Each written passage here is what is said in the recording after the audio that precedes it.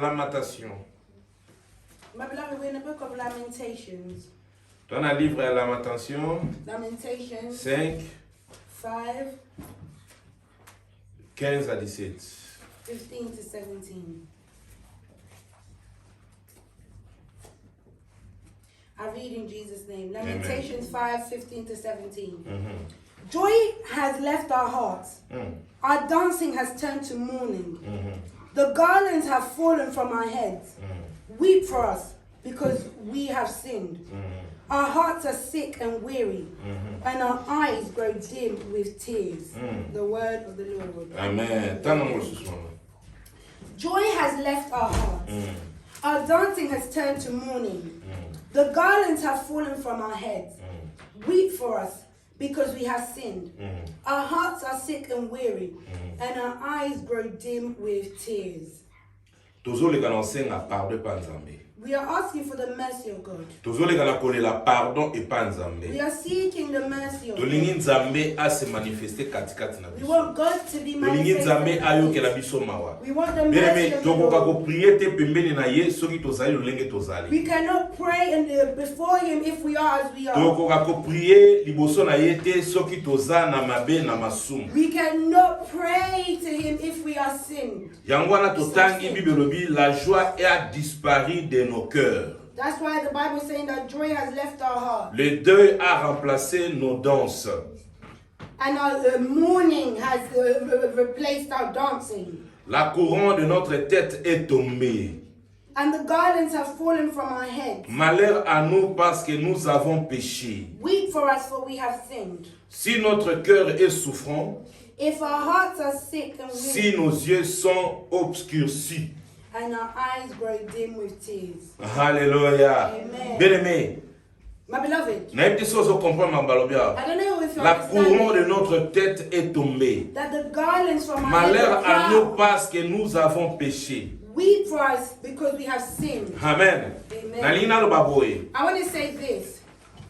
Every person that is a child of God, in you there is a crown that allows you to be proud to be a child of God. When we sin, we drop that crown. Automatically you become weak. So you can't stand before God anymore. That's why before we can pray the let's ask for His forgiveness. My beloved, when you just as you see someone you dress to walk, you said things that you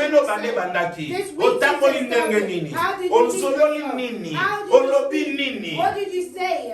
Our crown has fallen. Hallelujah. Amen. Couronne na biso Our ekweyi. crown has fallen. Couronne na biso ekweyi. Our crown has Yango tozomona ba difficulté. Yango tozomona ba problème. We're seeing problems. Na 15 alobi la joie a disparu de nos cœurs. In 15 it says joy has left our hearts. Problème nini yango ezosala que joie ezala te na motema na yo. What is making it that there's no joy in our hearts? Soki ozali liboso na présence na Nzambe te joie ekozala na motema na yo te. If you are not before the presence of God, there will not be joy. Soki ozotambola lolenge o Nzambe alingi te joie ekozala motema na yo te. If you are not walking the way the Lord wants, there will not be joy in your Esika heart. yo za nesengo, esika obina, Bible bi le deuil a remplacé nos danses. Where you should have been joyful, but mourning has taken place. Bien-aimé, dansi yo zobina, ni na mwe remplacer danse na yo. Ozalaki mutesengo za sune sengo te. You were someone that was happy, but you're not anymore. Hallelujah. Amen. Le deuil a remplacé nos danses. Mourning has replaced our dancing. Alors, si notre cœur est souffrant, 17. Our hearts are sick and weary. Si nos yeux sont obscurcis. And our eyes grow dim with tears. Alléluia. Tanga 18. C'est que la montagne de Sion est ravagée, c'est que les renards s'y promènent. For Jerusalem is empty and desolate, a place haunted by jackals. Il n'y a rien de spécial dans ta vie. There is nothing special in Il n'y a que des pleurs et des pleurs et des pleurs. There's tears upon tears. Les gens qui ne pouvaient pas te doigter, te montrer les doigts, sont en train de le faire. People who were not to point their fingers at you, they are. Pourquoi, bien-aimé? Why, my beloved? Parce que l'aura, la force que tu avais Because the strength that you had, the aura, est tombée. it has fallen. La couronne qui était The sur toi crown that was est upon you, tombée. it has Tu es fallen. devenu You faible. become C'est weak. pour cela que les gens se That's lèvent why pour people parler are contre stirred toi. up to talk Mais against you. aujourd'hui, But tu today, vas dire à Dieu, you will say je to God, reconnais d'avoir péché. I recognize J'ai I've mal sinned. marché. I've walked wrong. J'ai trébuché. I have sinned. Je viens demander pardon. I've come to ask for Bible forgiveness. dit, nous trébuchons d'une façon à d'une autre. The Bible says we sin in one way or another. Mais il y a la gloire lorsque nous reconnaissons et demandons pardon. But there's glory when we recognize it and ask for forgiveness. Parce que pour cela, la Bible dit, même si tes péchés sont noirs comme la cramoisie, il te rendra plus blanche que la neige. So the Bible says even if your sin is as black as coal, He can make it. Tu as besoin de récupérer ta couronne. You need to retrieve back your crown. Tu es censé de vivre avec ta couronne. You have to live with your crown. Qu'est-ce qui a fait que ta couronne tombe? What's making it that your crown? Qu'est-ce qui a fait que la chose que Dieu a mis à toi puisse tomber? What is it that's made that the things that God has placed for you to Ce fall? sont les péchés. It is sin. Un pécheur ne fait pas gloire à Dieu. A sinner does Un not pécheur ne peut pas se tenir devant Dieu. A sinner cannot stand Le before. temps que nous sommes, le péché est devenu comme une sorte de mode de vie pour The certaines time that personnes. we're in sin has become a way of life for us. Alléluia. Nous oublions que Dieu existe. We forget that God exists. Et nous aimons vivre dans le péché que l'éviter. And we rather live in sin than avoid. C'est pour cela la couronne que Dieu a mise sur nous est That's why the tombée. crown that God has placed upon us has Tu fallen. mets ta main sur ta tête So your hand on your head. et tu vas réciter cette prière avec moi. Recite this prayer with me. Nzambe na lola, Father in heaven, na yepai na yo, I come before you kosenga to pardon, ask for forgiveness. nazo reconnaître, I recognize naza moto na masumu, I'm a sinful moto na person, mabe, a bad person. nakoki kotanga masumu na I nga te, can't list my sin. eleki ebele, It's too much. nazosalaka eloko moko, I'm asking for one kotala thing. yango te, Don't look at me. limbisanga, Forgive me po ememi ngai, for a na nzela ya on kobunga, a lost me na path. reconnaître But kozali I nzambe, recognize that you are God. oyambi nga lolenge You nazali, receive me as I am. limbisa ngai, Forgive me. pardonne ngai, Forgive me. yokela ngai mawa, Have mercy upon me. nalingi otala mabe na ngai I don't want for you te, to nalingi look at me. olimbisa nga, I want for you na to na forgive posa ya kovivre pardon na yo, I want to live your mercy. po gloire oyo otya kati For na the ngai, glory of po faith. couronne oyo For olatisa the ngai, crown that you have na given. récupere yango, I want to soki receive olimbisi nga lelo, If you forgive me nakozala today, restauré, I will be restored. nakozala na I makasi, will be na strong. kombo na Yesu Masiya, In Jesus' banda kobondela osenga ye pardon, Begin to banda pray. kobondela osenga ye pardon, Ask banda him for kobondela forgiveness. osenga ye pardon, Ask him for banda kobondela forgiveness. osenga ye pardon, Pray and ask banda him for kobondela forgiveness. osenga ye pardon, Pray and ask banda him for kobondela forgiveness. osenga ye pardon. Pray and ask for forgiveness, sir. Lord, I come before you right now because you're mighty and because you're glorious. Lord, I call upon your mercy to descend upon my life.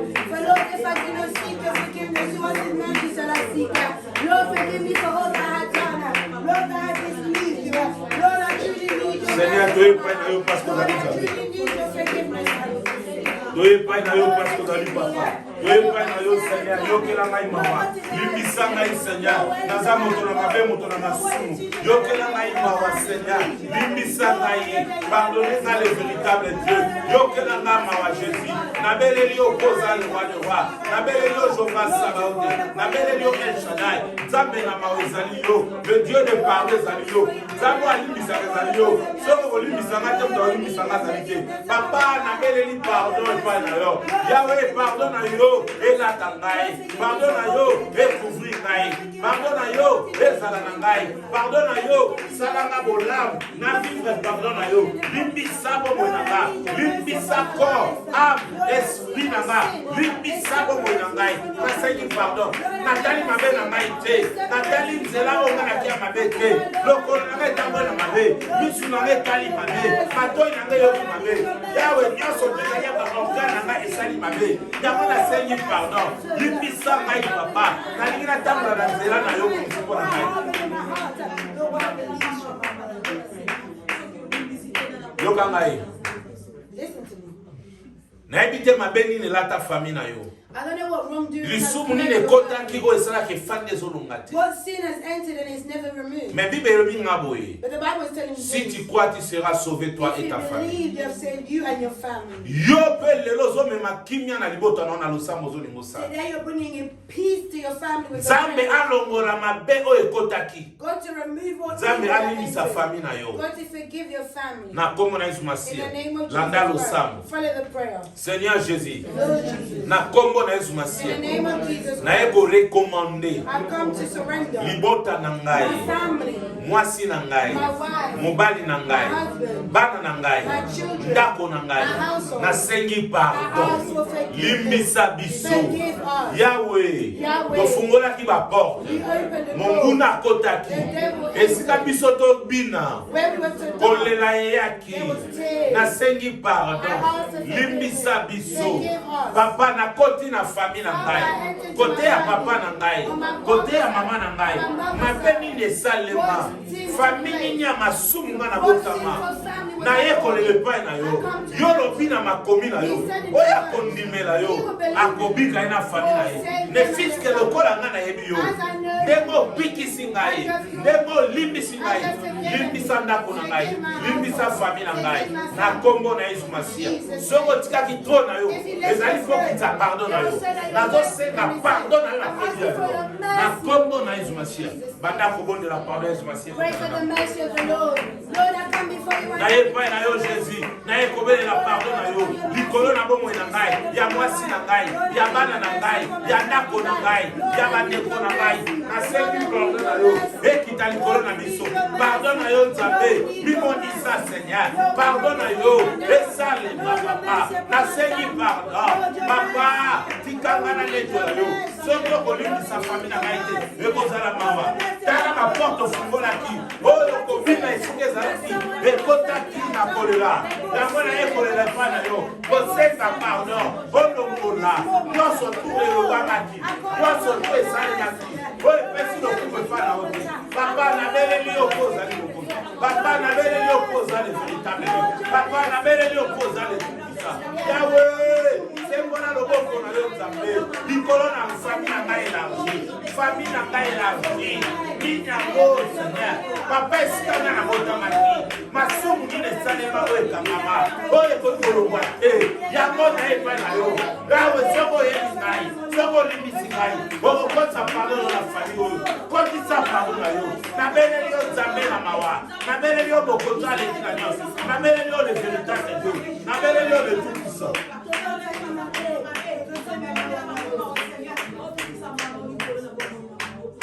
Dans un psaume 139. When Psalms 139. Oui, alboso totangaki Lamentation 5, 15 à 18. Ce que tu as un psaume 139, 12 à 13. The first verse that we read was Lamentations 5, 15 to 18, and now we're reading the Psalms 139, 12 to 13. Mm-hmm.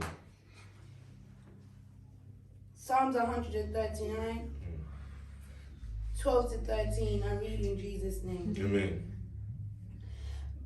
But even in darkness, I cannot hide from you. To you, the night shines as bright as day.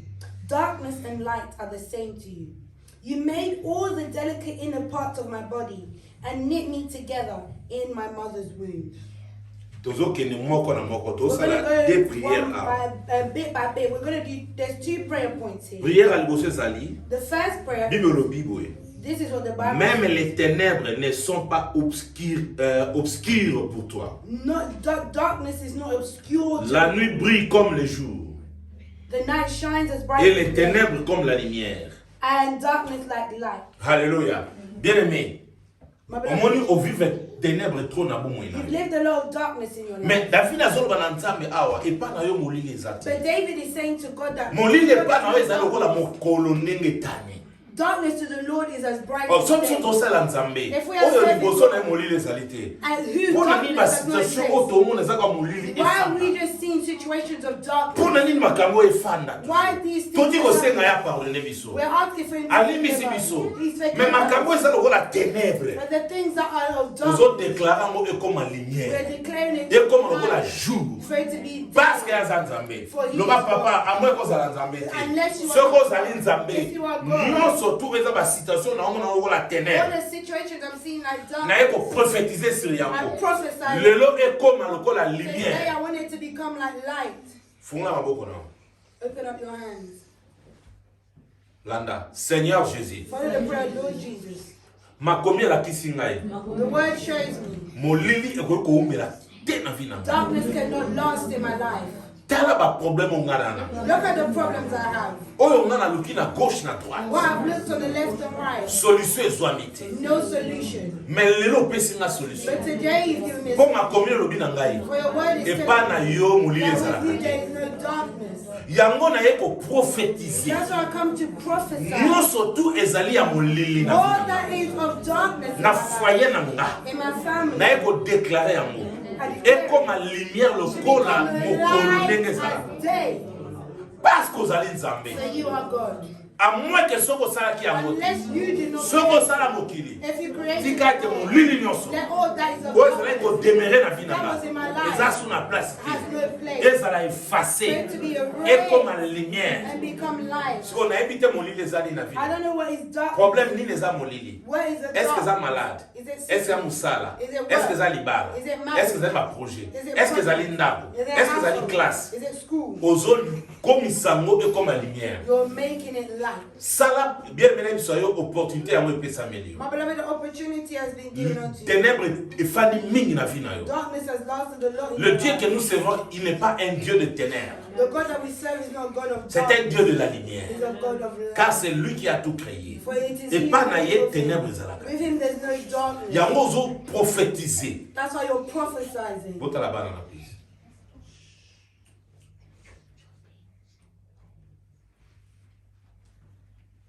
Alléluia. Ténèbres nyonso. All darkness Et si là au nom de Jésus. to end in Jesus' name. Tobani kobonela au nom de Jésus. Let's begin to pray in Jesus' name. Lord, we come before you right now because you're mighty and because you're wonderful. Lord, we come before you right now because in this moment, Lord, you are the Lord that is able, Lord, to remove all that is of darkness in our lives. Which is why, Father in heaven, I come before you right now. I ask for you to remove. Bondela bien-aimé. Opportunité à moi et pesameli yo. Dans la Saint-Esprit, azo révélé yo ezalaki ténèbres. Dans la Saint-Esprit, azo la kisayo ni na moi ezalaki ténèbres na vie na yo. Ténèbres wana ko régner lisusu te. Ténèbres wana ko demeurer lisusu te. Parce que Nzambe na yo, soka tikaki lola, ezali kuma transformer na kaonyonso. Yango apesi yo pouvoir, apesi yo autorité, banda ko prophétiser na situation nyonso tu. Oyo elekeli yo, ozo solution te. Fungwana mobongo na yo. Lela epa na Nzambe, banda ko prophétiser, banda ko prophétiser, banda ko prophétiser. Molili elongwa, eumeli mingi na vie na yo. Molili elongwa, eumeli mingi na vie na yo. Molili elongwa, eumeli mingi na vie na yo. Molili elongwa, eumeli mingi na vie na yo. Molili elongwa, eumeli mingi na vie na yo. Libéré kota lelo. Amene yo Seigneur. Yawe na ekobele na yo papa. Yawe na ekobele na yo parce que ndaleza. Yawe na ekobele na yo parce que ndaleza. Yawe na ekobele na yo le véritable Dieu. Yawe na ekobele na yo Seigneur. Nini yango efana na vie na nga lokola molili. Molili ya finance na boyi yango. Molili ya progrès ya maki ya progrès na boyi yango. Oyo ezali kosala kekalaza na progrès te na boyi yango. Yahweh, molili ni elati ngai, molili ni elati biso. Yahweh, na ekolongola nyonso tu ya molili. Dans le nom puissant glorieux de Jésus. Papa, nabeleli yo parce que ozali Nzambe. Papa, nabeleli yo parce que ozali roi de roi.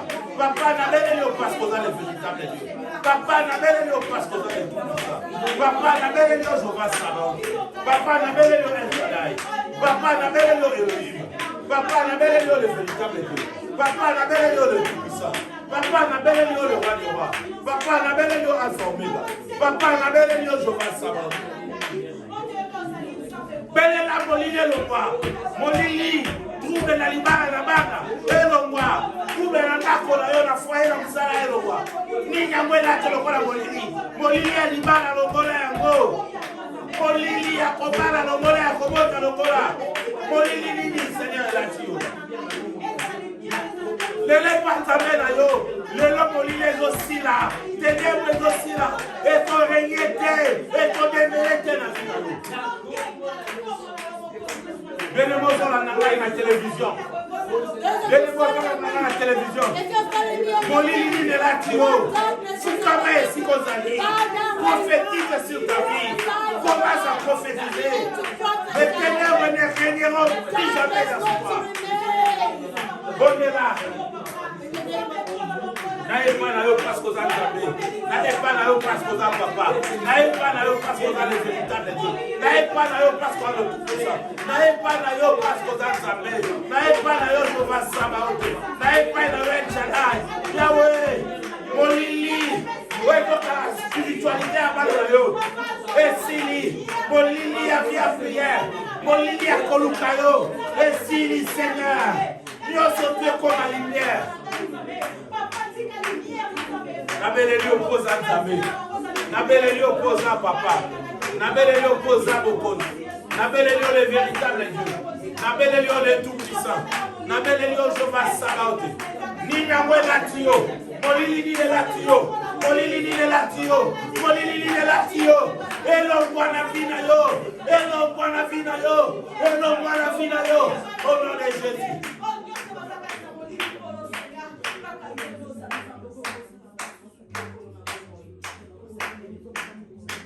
Yo kangane biso. Listen, let me tell you, my beloved. You see, if there's darkness in your life, you become weak. Even your body will be weak. You want to do something, but it's like you're forcing. In verse 13, listen what it says. C'est toi qui as formé mes reins. It is you that made all my delicate inner parts of my body. Qui m'a tissé dans les seins de ma mère. And knit me together in my mother's womb. Listen, let me tell you. No one is formed outside like we are right now. You are formed in your mother's womb. Mais est-ce qu'il faut reconnaître une chose? But you have to recognize force na biso. Our strength. It starts in our kidneys. Alléluia. Amen. Force na biso banana rein. It starts in our kidneys. Amen. Listen, let me tell you. When you're in your mother's womb, if darkness comes, it will affect you. It will affect you. You'll become weak. Put your hands on your back like this. Amen. Amen. Prière. Follow the prayer. Seigneur Jésus. Lord Jesus. Et si ka force ya mutu. Where the strength of the person. Where you put the strength of the person. It is in my kidneys. That's why I come today. To restore my kidneys to be washed. All dirt that had taken to make me weak. To suffer.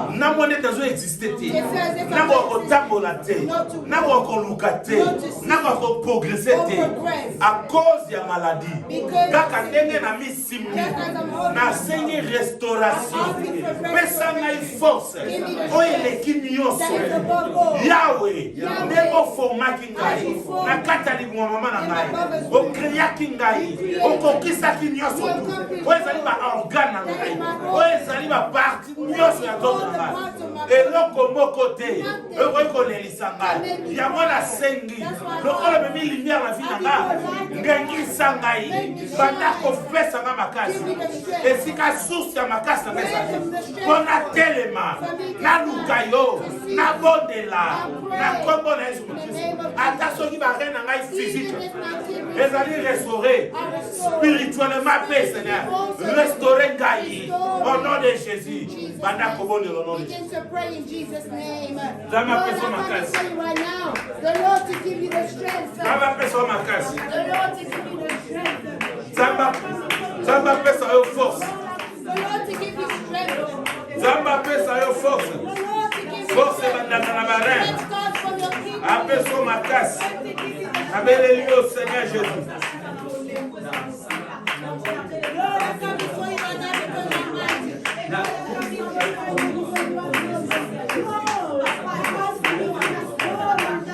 Nabeleli yo papa, makasi opesi ngai. Lelo restaurer ngai. Yahweh, physiquement na restaurer, spirituellement na restaurer. Yahweh, lolenge na manai ko sala lelo le bandeli. Lolenge wana po restaurer na sala lelo lolenge wana. Yahweh nazotala lisusu.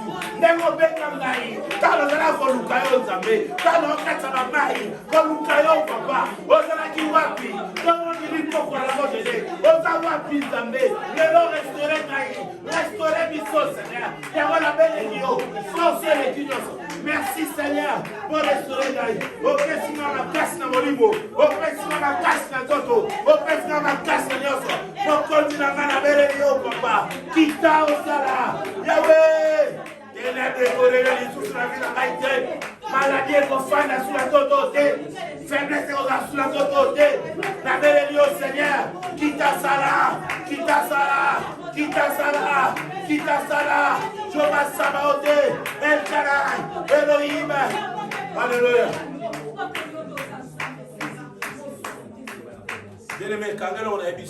Remember this. Centre ya force a vino ezali sikoyo tobondela. The center of your strength. Na biso lelo vraiment ata so okesa mosala oyo olemi awa kaka ya fitaka. Mais lelo nzambe arestauré yo. Omoi ndenge ozalaki na 12 ans, ndenge ozalaki na 5 ans, ndenge ozalaki na 15 ans, ozalaki vigoureux, ozalaki na makasi. Force wana apesi yo lelo, apesi yo force wana, arestauré yo, na beleli yango, na kombo na Yesu Masiya. Proverbe 14, Proverbs 14, verset 30. verse 30. Proverbs 14, verse 30. I read in Jesus' name. A peaceful heart leads to a healthy body. Jealousy is like cancer in the bones. You see what makes Ténèbres ezalaki tolobaki affectaki yo. Et puis ozangaki kimia. You lack peace. Mais lelo ozolekisa Nzambe apesa yo la paix. Le Dieu que nous servons, tobengi ye Dieu de paix. Kanisa dimanche na te yaki. Abi Yesu Kristo akoki na Jérusalem. Jérusalem ezali ville ya Salem. La ville de paix. Na mete tokota na temps ya paix. La paix de Dieu. Bible lobi na biso. The Bible is telling us. Bible lobi na biso. Un cœur calme et la vie du corps. Tant motema neza na kimia. When your heart is at peace, nzoto na nyonso tu your whole body is also living. Est-ce que tu entends? Tant nzoto neza motema neza na kimia. When your heart, nzoto na nyonso vivre. Belle tika ba situation ya la kata vie na yo. Let the situation. Donc tu comprends déjà que makambo ezali ba ténèbres longo. We prayed for darkness to go. Kanisa makambo tango ezalaki. Remember when you lacked peace. Santé no ezosi la kaka. Your health makanisi elitre belé. Too many thoughts. Ola la ndeto la la. You sleep like otambola ndeto tambola. Ozala nango ndeto na to have it or not to have it. Zoto neza ngai kimia. Your body lack peace. Moses Sanzambe. Apesa kimia na motema na yo. To give peace in your heart. Bele me ato yoki bat balobi. Even if you hear people. Ato yoki bat bafingi. Even if you ato yoki bat basali. Even if you heard people. Tangu motema neza na kimia. When your heart. Eza lelo moto ko affecté yo. There's nothing. Et puis ko banga na vite. And you won't be afraid. Parce que Nzambe na yo. For your God. Azawa na pona yo. There for you. Amen. Zalo bo na droite na motema. Put your right hand on your heart. Landa lo sang. Follow the prayer. Seigneur Jésus. Lord Jesus. Starting from today, my heart is no longer mine. It is yours. Nyoso tu. All that is fighting my heart ezangisanga kimia. Relieving my peace. Soki nazangi kimia, If I lack peace, nzoto na ngai kozala my affecté. body will be affected. Nzoto na ngai ezala suna vie ya malamu My te. body will not have a good life. Lokola olongoli ténèbres. Because you've removed darkness. Lokola nyonso ezalaki ya molilo opesa yango lumière. Because all that was of darkness you've given light. Lokola orestaure barein na ngai. Because you've restored my kidneys. Nzoto na ngai mobimba eza My restauré. whole body is restored. Motema na ngai esika yo My kokofanda. heart is where you can Nalingi reside. opesa kimia. Give peace. Nyonso tu eza ya maladi ya All motema. that is of the sickness Oh of the heart. stroke, oh heart attack. Nyonso tu eza na place te I have motema na no ngai. place in my heart. Nasengi na yo Nzambe. Motema na ngai elata kimia. Po nzoto na ngai evivre. To live. Naye kopesa vie na nzoto na ngai. Na nzela ya motema na ngai. Na kombo na Yesu Masia. Banda kobondela mo. Begin to pray in Jesus' name. Banda kobondela kimia na motema na yo. Banda kobondela kimia na motema na yo. Peace in your heart. Kimia na motema na yo bondela bebe. Na yo kozo bondela kimia na motema na yo. Kimia na motema na yo. Peace in your heart. Nabele yo Seigneur, oza Nzambe, pesa kimia na motema na ngai. Po nzoto na ngai ezala na kimia. Nzoto na ngai vivre. Nalingi nzoto na ngai vivre. Yawe nalingi na se rajeunir. Yawe nzoto na ngai sa rajeunir. Ndenge nazali koluka yo. Ndenge opesanga désir. Ya koluka yo ntongo midi pokwa. Soki opesi ngai kimia. Na koluka yo lolenge wana. Parce que orestaure nzoto na ngai. Nzoto na ngai ezala lokola mwana ya 5 ans, mwana ya 10 ans, mwana ya 15 ans, mwana ya 20 ans, Seigneur. Nzoto na ngai, Seigneur, ezala restauré. Nabeleli yo papa, poza malamu. Nabeleli yo Seigneur, telema sala, telema Jésus. Oza éternel, oza Dieu des armées, oza le véritable Dieu, oza le tout-puissant. Kinyana na motema na ngai, longola arrêt cardiaque, longola stroke, longola nyonso tu. Papa ngana beleli yo. Papa longola maladi nyonso. We koza na partie ya motema na ngai. Papa pesa ma victoire. Kimia na we fana kana ngai. Motema na ngai ezala na kimia. Motema na ngai ezala na kimia. Motema na ngai ezala na kimia. Motema na ngai ezala na kimia. Motema na ngai ezala na kimia. Ni na ngwe ko déranger motema na ngai. Ni ne ko déranger motema na ngai Seigneur. Ni ne ko déranger motema na ngai Jésus. Ni ne ko déranger motema na ngai.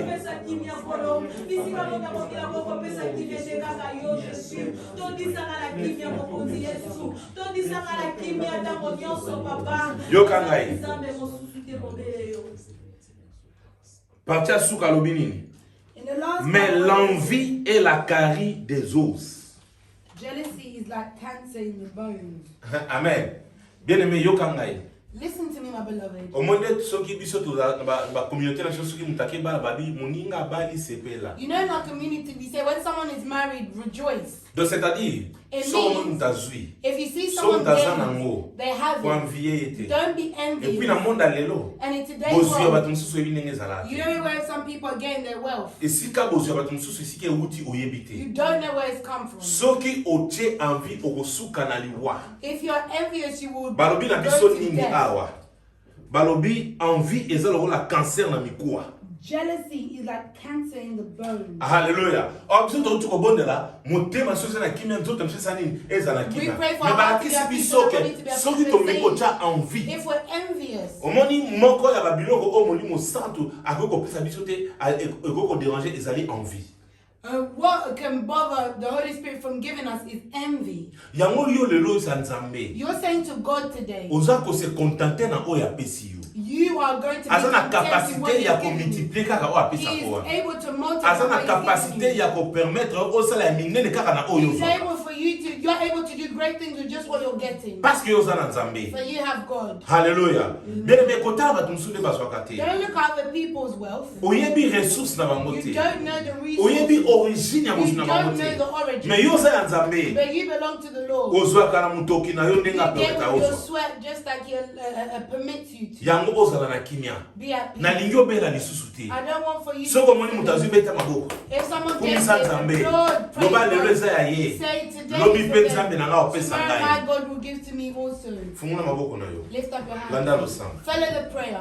Seigneur Jésus, Lord Jesus, lelo today naye kosenga na yo une chose. I come to ask of you one thing. Nyonso to ezali ya envie. All that is of envy, Ezwa place te na vie na nga. not to take place in my Motema life. na nga ezali ndako na yo. My heart is your house. Envie eya na place te. Envy has no place. Mpo na boyi nabela cancer ya mikuwa. Because I don't want to have cancer of the bone. Nalingi mikuwa na nga ezala vigourer I makasi. want my bones to be vigorous and Mpo strong nga na kwa kosalela so yo. I can serve. Yango wana Nzambe. That is why, Lord, Nazo comprendre que envie I understand that ekoza eloko moke can be a mais ko détruire mutu. but it can destroy. Yango na boya yango na vie na nga.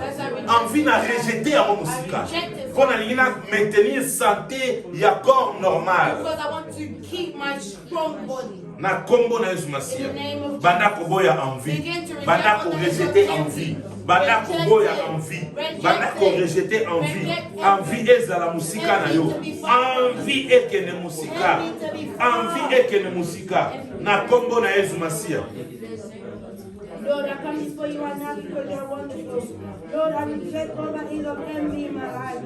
Lord, I reject all that is of envy in my life in Jesus' mighty name. Lord, give me a heart that is pure. Give me a heart that is contented. Give me a heart, Lord, that is not grateful for what others have. Lord, Yahweh na bele lio pasko za Nzambe. Yahweh longola musika na ngai envie. Longola musika na ngai envie. Longola musika na ngai cha musika na ngai envie. Na boyi Seigneur, nazala indifférent pona wa kozwa maladi oyo esengeli te nga na bela. Yango na bele lio Seigneur. Tika ete oyo pesinga na se contenter nango. Yahweh, ateza muke, ateze bele. Nazala nesengo parce que ote pai na yo. Nazwa lo lenge yo zo pesanga. Na kumisa yo parce que vous allez éternel. Vous allez Nzambe malamu. Vous allez véritable Dieu. Vous allez tout puissant. Salanga bolam. Merci de bolongoli en vie katinangai. Bon attaque la yo. Au nom de Jésus-Christ. Tozo qui t'a toujours. Toké na psaume 119, 71. we're going to Psalm 119. Na yo kitoko miko kitana lo sango please na besoin na ka prier za likolo. I don't want us to. Psaume 119 verset 71. Psalms 119 verse 71. I read in Jesus' name. Amen. My suffering was good for me, for it taught me to pay attention to your decrees. Amen. Amen. Il m'est bon d'être humilié, afin que j'apprenne tes statuts. Tanga sur en anglais. My suffering was good for me, for it taught me to pay attention to your decrees. Yogane bisayo. Let me tell you. Est-ce que boyoki makambo elobi? Did you hear what was said? Parfois, ozoe bateke nzambe existaka. Maybe you don't know God exists. Mais moi na nzambe, But child of même God, na kata ba problème, even in et problems, ko permettre ye ayeba ko luka volonté ya nzambe. it will allow for them to look Et for ko the will of permettre God, ayeba ba précepte, ba principe na ba règle ya bonzambe. to know God's principles, His and Et regulations. ko permettre na kati na humiliation, na kati na pasi pour a reconnaître le lenga kotamna na nzambe. It will allow for them to recognize in pain and in humiliation how they should walk with the Lord. Yango moni ba douleur msusu ezo na vie na yo. Komi tungisa te. That's why certain pain Soko za ya nzambe. can be worried. If you Fotu na nzambe olingo apprendre nga ask God, nini. what is it that you want to teach? Olingo lakisanga nini. Why are you trying to Luka nzambe kota na Seek mozindo. God. Akoyebisa oke soki eloko ye nalingi mpona eloko te mpona If eloko this te. is happening, it's for this reason. Amen. Mwana na biso azo modéré modéré lelo. Abi na biso eloko très important. Moderating. She said something important. Abi 4 lépreux oyo nzambe autilisaki bango mpo bakende kobikisa Samarie. The 4 lepers, God used them to save Samaria. Malade na bango ezalaki humiliation. Their sickness was Malade na bango ezalaki it was souffrance. suffering. Oyo mutu akotala bango te. Oyo mutu akotila bango biloko faza na distance. Someone had to be far from them to feed Mais them. nzoka na kata malade And wana in that sickness, nde nzambe akoki koutilize God bango could have used them mpo pays nyonso tu babika. so the whole country could be saved. Situation na yo, Your situation, haleluya, ezala opportunité mpo luka elongi na maybe nzambe. an opportunity for you to see Kana yo God. ezala ta okota na bozindo ya Be a nzambe. time for you to go deep. Elemisa yo te otenga na lengi na nga Oh, I'm église tired. no ya suste Oh, come na to bapaster church. tala mpo na likambo na ngai ngai. Nana ngwa ebisio olemba. Okomi na porte ya komona gloire na Nzambe. Kolemba te telema. Luka ba règle. Luka na précepte na Nzambe. À cause de likamwana. Yo kasi pour témoigner pour vivre gloire na Nzambe ezanga olalo la muki. You know, to testify to see the glory of God, do this. Faut vivre na ba humiliation. You have to live in humiliation. Faut vivre na ba épreuve. You have to go through No trials. kozolo ko témoigner. Then you have something to testify. Alléluia. Nazon di make oh no c'est qui humiliation kati na yo. I believe that all the Eza objet ya gloire ya Nzambe. Oh no c'est qui humiliation na bomo na yo. Lelo o mona loboko na Nzambe. Yango la vie la lobby. Il m'est bon d'être humilié afin que j'apprenne tes statuts. That's what David is saying, that it is better for him to be humiliated in order to pay attention to the Lord. Alléluia. Landa lo safon maokona. Follow the prayer, open up your hands. Seigneur Jésus. Lord Jesus. Merci pour kotisinga na temps ya témoignage. Thank you for your love for me to enter into the time of testimony. Na souffrir na vie nanga. I've suffered in my life. Na vivre ba humiliation ya sorte na so. I've lived a lot of humiliation.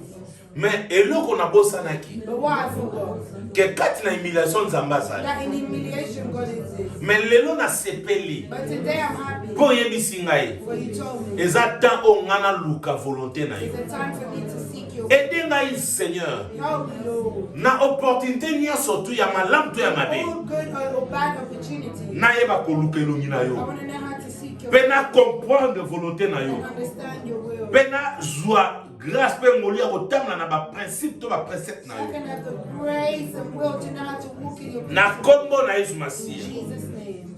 Banda kobondela siko. Begin to pray right now. Na yebi te ni yango yo viva comme I don't know humiliation. what you're living as humiliation. Lakisa Nzambe lelo Show God today. et déranger le susté. It will not bother you anymore. Mais yo kotamna selon ba règle na You ye. will walk in His Na principles. kombo na Yesu Masiya bani kobondela. In Jesus' name, begin to pray. Lord, I come before you right now because you're wonderful and because you're glorious. Lord, we know that you are God that moves.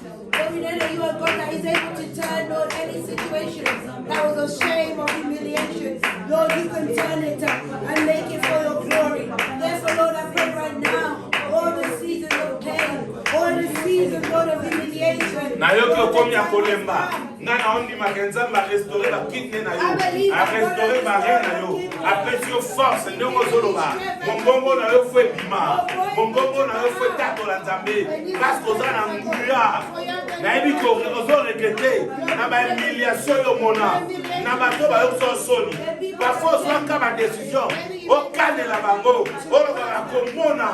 Ba ko yoya. Mais na yebi sa yo moko. Ezala ki opportunité. Po Nzamba tangisa yo. Okota na école ya Nzambe. Pe oyeba ndenge kotambola. Lelo koti na école na ye. Ayebi so une chose. Ezalaki moyen akitisaki yo. Po otambola na principe na ye. Yango belela na principe ya Nzambe. Ezali nini na bomoi na yo. principles of the Lord in your life. Maman Lévi, ça va? Donc, Seigneur, na kombo na Yesu Masiya toye pa na yo. Ozali éternel, ozali Dieu des armées. Ozali véritable Dieu, ozali tout puissant. Ozali Nzambe aleki na nyonso tu. Ozosala ya kokamba nini de papa. Yoke na bana na yo mawa. Ba oyo basambwaki. Ba oyo bakitaki na se. Ba oyo bandimaki te. Bazalaki blessé. Ba blessé de guerre. Yoke na bango mawa. Nasengi na yo Seigneur. Sembola loboko na yo. Mimonisa na bana na yo. Ola saonela kotambola. Oh, baïja et la humiliation et la ressuscité. Mais ezala ba moment ya témoignage, ba moment ya gloire, na vie na bango au nom de Jésus. Lord, show me how to walk in your way. Yo kangai. Lord, show me how to walk in your will. Na lingi ozonga l'ordre.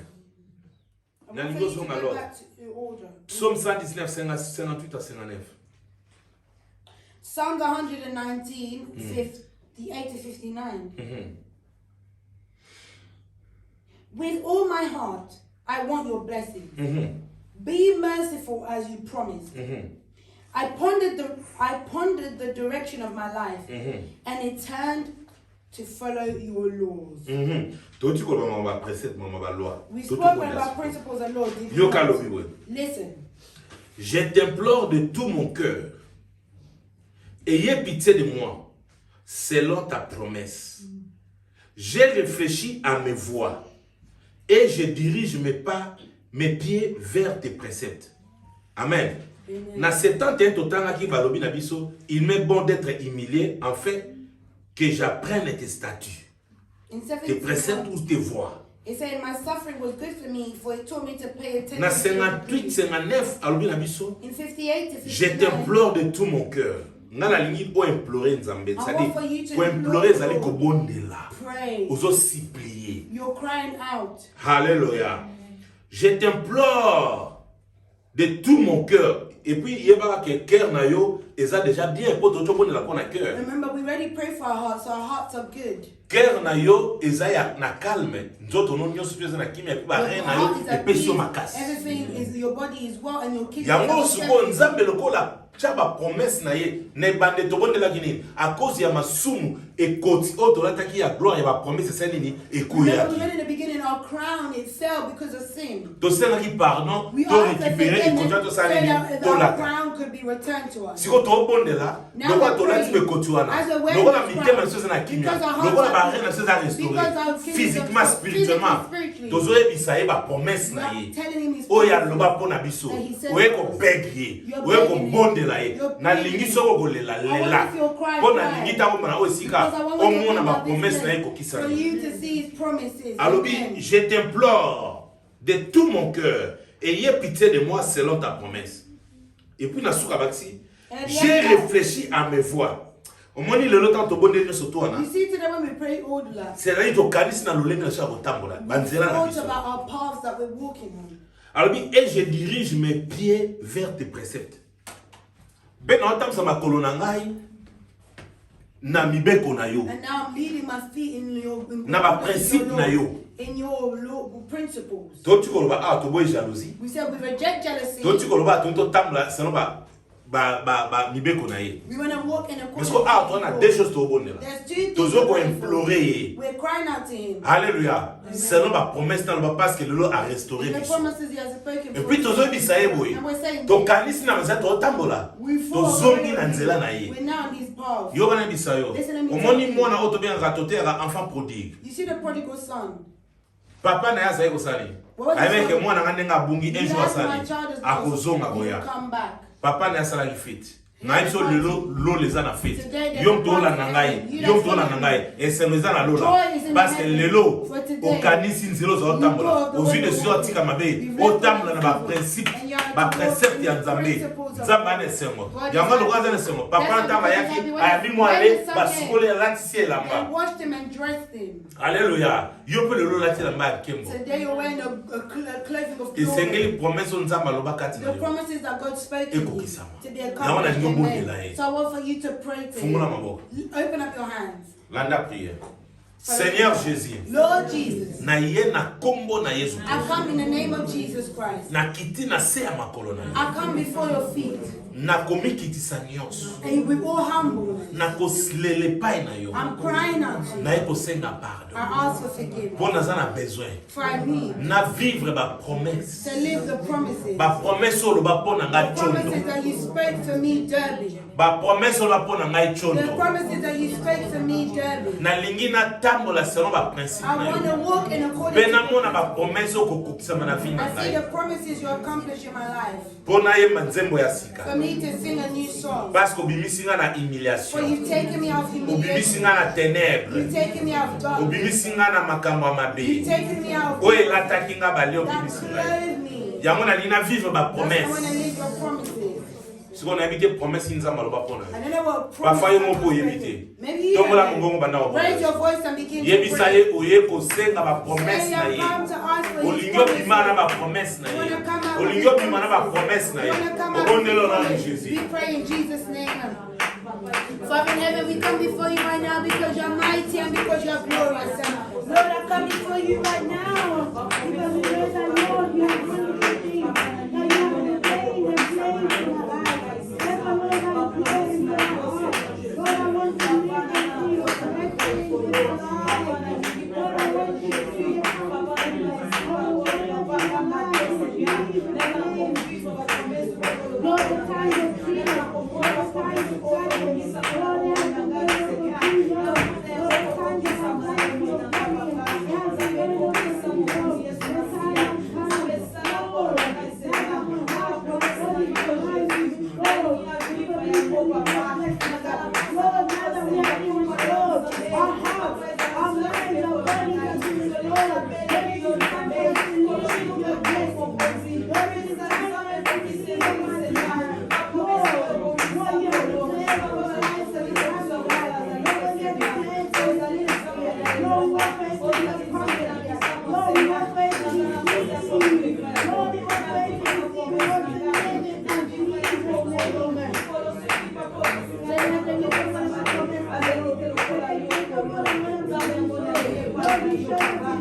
Il est là ma promesse, bien aimé.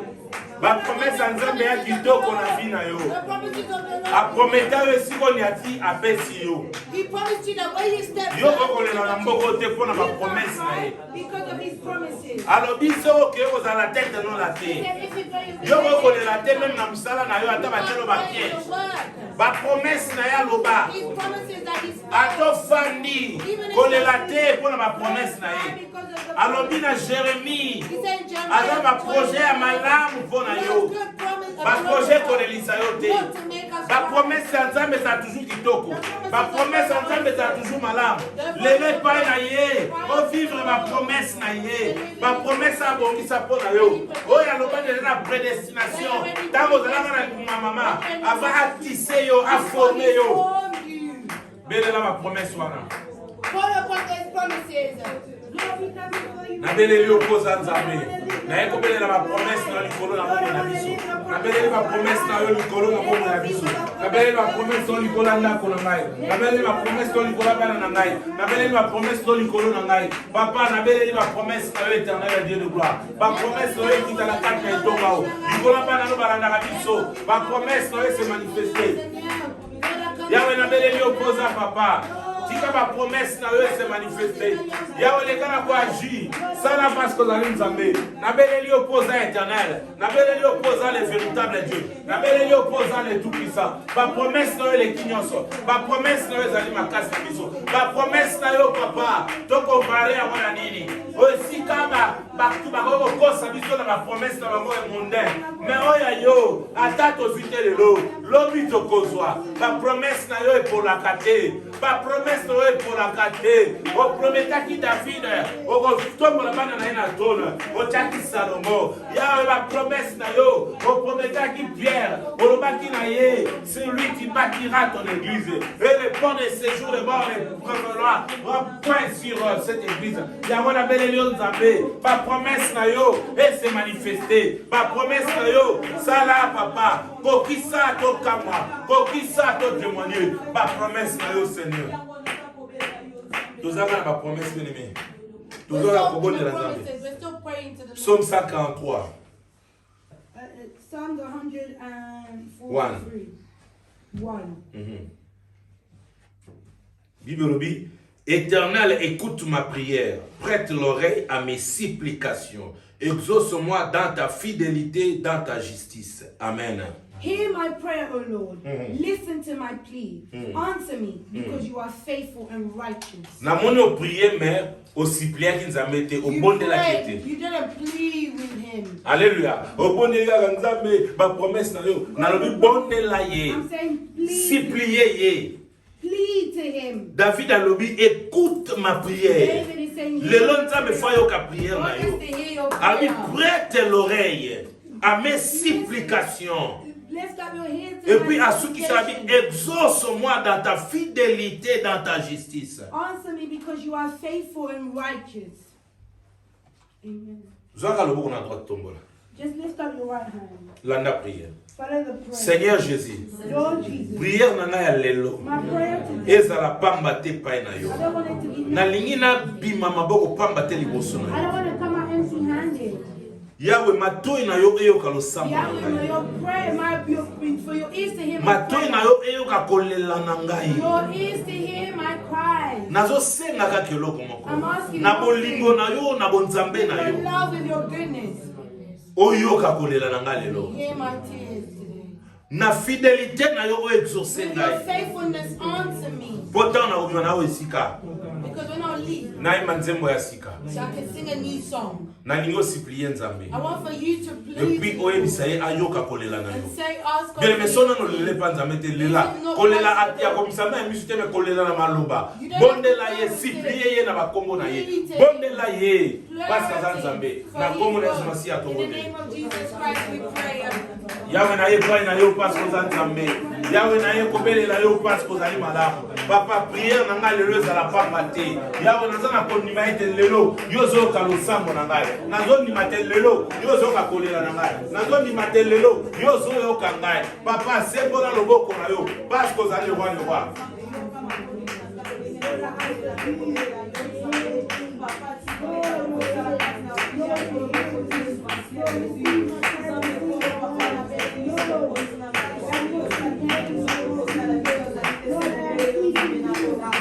nayoka yo kobondela nzambe totika silo basije mingi te mpo totosilisa lelo epai na ye eta yango nde kobeli bozala na biso yo mpe lelo epai nzambe na yo bondela ye na bakombo na ye nyonso ti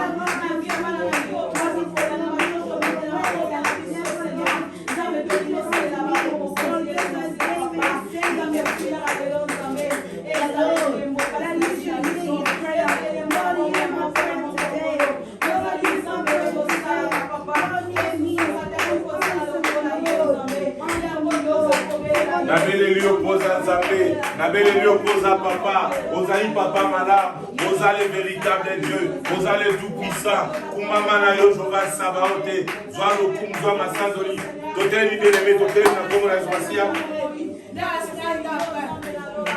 tozotanga Jérémie 1 verset 19. We read in Jeremiah 1:19. Jeremiah. Totika na deux sujets pour Jeremiah 1:19. I read in Jesus' name. Amen. They will fight you, but they will fail.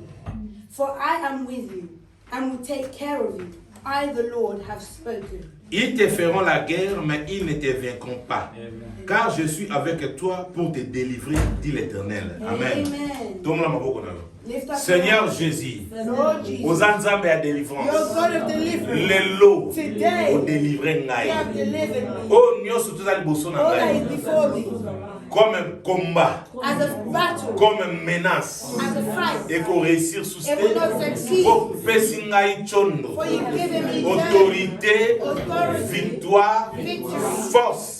Likolo na ba menace na kombo na yo naza victorieux parce que délivrer ngai yo ndo lobi osala na bitumba mais ba kolonga te parce que yo nzambe oza na ngai na ndako na ngai oza na bana na ngai oza na mwasi na ngai oza na tonga na yo oza na famille na ngai na beleli délivrance na kombo na Yesu Masiya ale bana ko briser bana ko bondela bana ko lela délivrance nzamba kabola délivrance.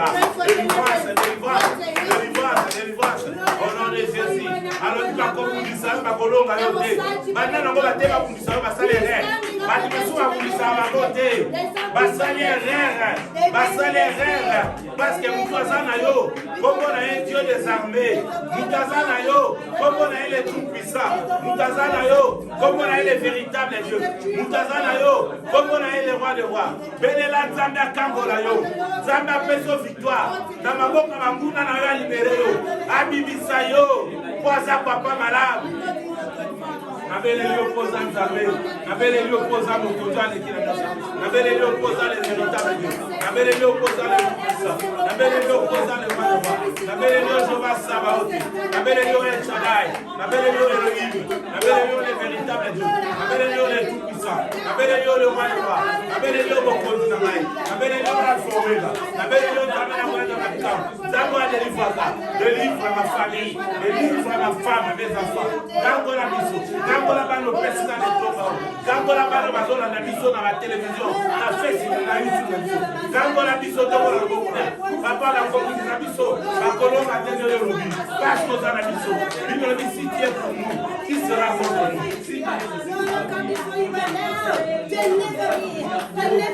Zamba délivre ses agneaux. Pesa na victoire na ma menace. L'échec na bato bateli. Bani na wana échoué. Ko babeta maboko. Ko basepela. Akokwela maboko na échec. Ngai nazana yo Seigneur. Na otale na yo papa.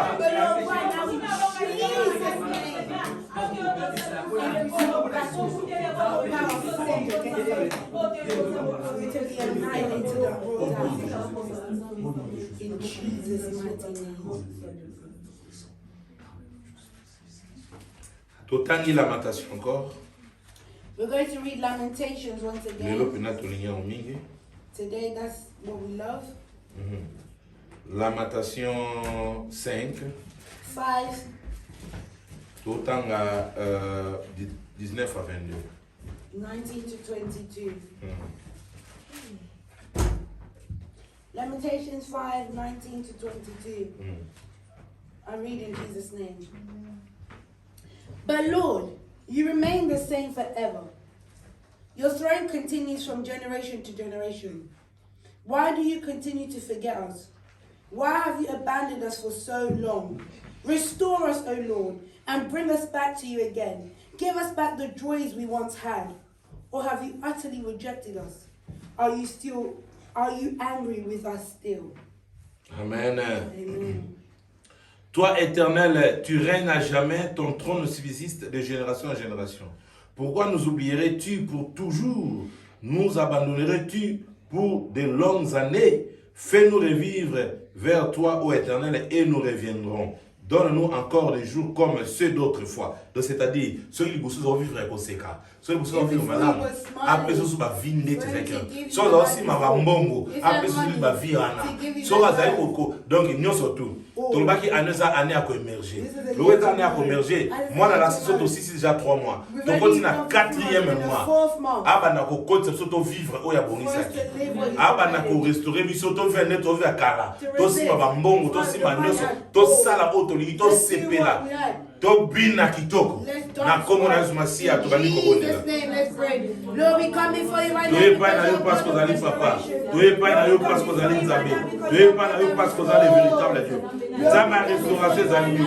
Le Dieu puissant, Yahweh se va restaurer bisoté. Nous t'a restauré biso zali.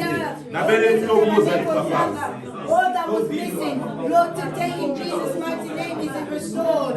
All that was missing from my mother's life, my father's life, all that was missing from my siblings' life, all that was missing from my life. Lord, we declare today we are restored in Jesus' name. Lord, we declare your restoration. Lord, we declare your restoration in Jesus' mighty name. Seigneur, nous allons restaurer, Lord, in our finances, nous allons restaurer, Lord, in our plans and projects, Lord, return the joy that we once had. Lord, we had sad faces, Lord, we had sad faces, Lord, we had faces that were down.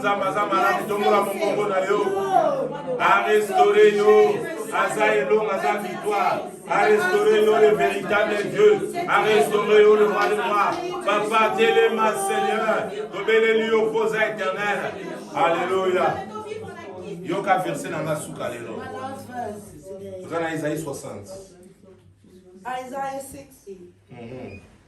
Bible Robi, lève-toi, sois éclairé, car ta lumière arrive. Arise, Jerusalem. Let your light shine for all to see. Et la gloire de l'Éternel se lève sur toi. For the glory of the Lord rises to shine on you. Voici les ténèbres couvrent la terre et l'obscurité le peuple, mais sur toi l'Éternel se lève.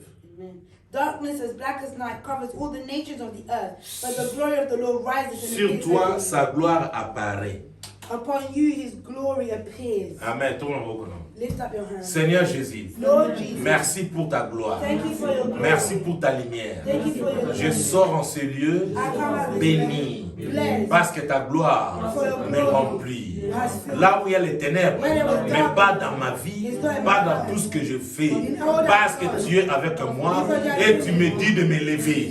Je prends la décision de me lever, Seigneur, parce que ta gloire et ta lumière apparaît sur ma vie.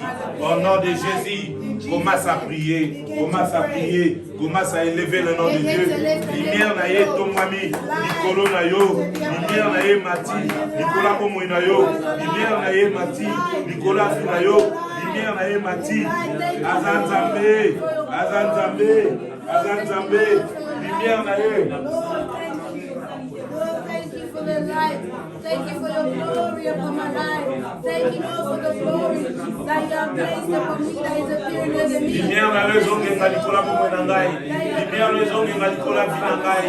Na kumisi yo papa malamu. Naloba nini koza Nzambe. Sembola loboko na yo mokonzo aleki na nyonso. Koza Nzambe aleki na nyonso. Osalaka ya kokamu, osalaka ya minene. Jéhovah Sabaoth El Shaddai, Elohim est le véritable Dieu, le tout-puissant, le roi des rois. Soit le kum, soit ma sanzoli. Ozali papa malam, ozali véritable Dieu. Ozali ngabolam na bimana gloire, parce que lumière na yo, ezongenga la vie na ngai. Na mona vie à distinction, vie à gloire. Na Congo na Yesu Masia, Seigneur. Amen. Bien-aimé, tu l'as dit sur YouTube. My beloved, those of you that follow us on YouTube, Adresse monsieur en les canadiens. our address will be appearing below. Amen. Tikanzamba pambola yo. May the Lord bless you. So c'est si qu'on de la rater. If you don't have a place you pray, Chaque jeudi 18h30 à 20h30 every Thursday from 6:30 to et 8:30, chaque dimanche 15h30 à and every 18h30. Sunday 3:30 to 6:30. Numéro de téléphone paye à moi nezali. My mobile number is there. Tika été sokoye aux amours de Noël. If you come, you'll be more than So c'est si qu'on de la rater, If tu you don't have a invité place au to ya. pray, come we invite Ya ko you sangana to biso. come and gather So with on a us. besoin de prier au bon de If you la want biso. to pray, come and pray with us. Yo pour la biso lelo Those of you that follow na us on Facebook na biso. Facebook, Nzamba pambola may yo. the Lord bless you Nzamba zala na and yo. be with you. Vraiment go partager ba lien. Share the link, Surtout au link na YouTube. especially on Go YouTube. subscribe We want for please. you to Oh subscribe. cliquez, tout ça peut besoin de Click the commentaire na bino. notifications. We want your comments. Oh cliquez, je t'aime, ba likes. Amen. Amen. Nzamba pambola bino. May the Lord bless Vraiment you. tout le monde est sous dimanche. We'll meet again Sunday. Dimanche tout ça na affaire white. Today on Sunday it is an all-white affair. Oh white affaire. All-white affair. Alléluia. Amen. Tika te soko oye ko zali pa. If you'll come, it'll be a blessing. C'est à dire tant bi oh white affaire, ça dit When we tout say ça all kola ta white, pembe we're pembe. wearing all white. Amen. Nzamba pambola bino. May the Lord bless you. Botika na kimia bye bye. May